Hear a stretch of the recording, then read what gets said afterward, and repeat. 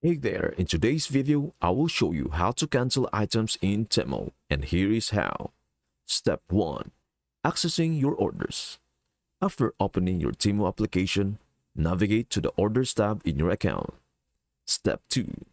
Choosing the order status. In the Orders tab, you'll find various order statuses like processing, delivered, and reviewed. For this tutorial, focus on processing. Click on it to proceed. Step 3.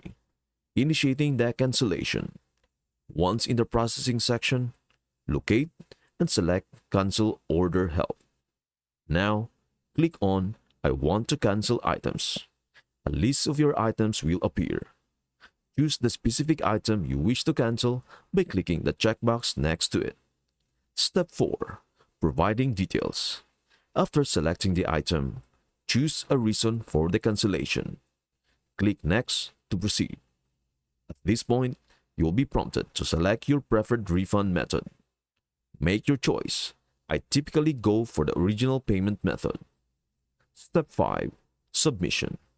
Review your selections and click Submit. Confirm your decision by clicking Yes.